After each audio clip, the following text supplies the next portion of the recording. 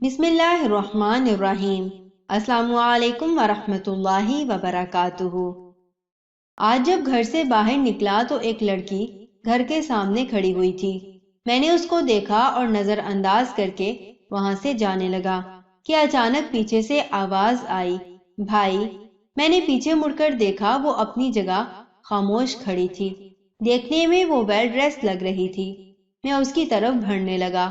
مجھے اپنے پاس آتا دیکھ کر وہ گھبرا رہی تھی۔ میں اس کے پاس پہنچا۔ وہ نظریں جھکائے اپنی جگہ پر کھڑی ہوئی تھی۔ پریشانی اس کے چہرے سے جھلک رہی تھی۔ آپ نے بلایا؟ اس نے مجھے بغیر دیکھے جواب دیا، جی۔ میں نے گھڑی کی طرف دیکھتے ہوئے کہا، ہاں بولو، میرے پاس ٹائم بہت کم ہے، مجھے یونیورسٹی سے لیٹ ہو رہی ہے۔ میرا یہ جواب سن کر وہ چونکی اور کہنے لگی، بھائی میں بہت پریشان ہوں، مجھے پیسوں کی ضرورت ہے، اگر آپ مہربانی کر کے تھوڑی مدد کر دیں۔ مجھے اس کا حلیہ دیکھ کر اس سے سوال کی توقع نہیں تھی۔ بہرحال میں نے جیب میں ہاتھ ڈالا اور 50 کا نوٹ نکال کر اس کی طرف بڑھا دیا۔ یہ لو اور معاف کرو۔ 50 کا نوٹ دیکھ کر وہ بے ساختہ بولی، میں بھکاری نہیں ہوں بھائی، میں بہت مجبور ہوں۔ میری 2 چھوٹی بہنیں ہیں، میری امی بہت بیمار ہے اور میرے ابو فوت ہو گئے ہیں۔ کافی دنوں سے ہمارے گھر میں راشن بھی نہیں ہے۔ آج مجبور ہو کر یہاں پر کھڑی ہوں۔ اگر آپ میری مدد کر سکتے ہیں تو مہربانی کر کے مدد کر دیں۔ اس کے یہ الفاظ سن کر میں سوچ میں پڑ گیا، کیا یہ واقعی سچ کہہ رہی ہے؟ کیا مجھے اس کو پیسے دینے چاہیے یا نہیں؟ کیا یہ حقدار ہے یا نہیں؟ کہیں یہ جھوٹ تو نہیں بول رہی؟ کیا یہ ان لڑکیوں میں سے تو نہیں جو بس میں نقاب کر کے لوگوں سے پیسے نکلواتی ہیں؟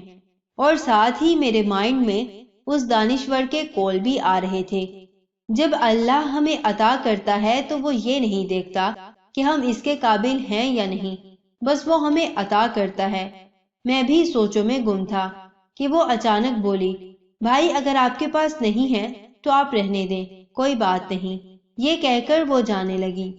رکیں، میں نے اپنی جیب میں ہاتھ ڈالا اور بہت سے پیسے نکال کر ان کی طرف بڑھائے اور کہا کہ آپ میری بہن ہیں، اگر آپ کو کسی بھی چیز کی ضرورت ہو تو آپ کا بھائی حاضر ہے۔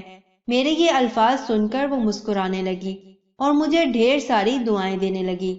اس کی مسکراہٹ میں وہ سکون تھا جو شاید آج تک مجھے کسی چیز میں نہیں ملا۔ ہمارے آس پاس بہت سے مجبور ہیں، لیکن ہم ان سے بے خبر ہیں۔ ہمارے گھر میں تو روز چکن پکتا ہے، لیکن ہم نے ساتھ والے گھر میں کبھی نہیں دیکھا کہ ان کے گھر میں کچھ پکا ہے یا نہیں۔ ہمارا معاشرہ کیوں اتنا غریب ہے؟ ہمارے لوگ کیوں سڑکوں پر ہیں؟ یہ ہم نے کبھی نہیں سوچا۔ بیرونی ممالک میں جب ان کے تہوار آتے ہیں، وہ اپنے لوگوں کو بہت سی سہولیات فراہم کرتے ہیں، لیکن ہمارے یہاں لوگوں کی مجبوری کا فائدہ اٹھایا جاتا ہے اور ریٹ بڑھا دیے جاتے ہیں۔ آج اللہ نے ہمیں بہت کچھ عطا کیا ہے، ہمیں بھی چاہیے کہ ہم اس کے بندوں پر خرچ کریں۔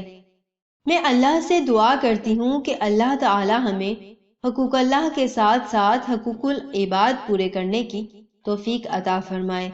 آمین ثم آمین۔ جزاکم اللہ خیر و احسن الجزاء فی الدنیا والآخرہ۔ السلام علیکم ورحمۃ اللہ وبرکاتہ۔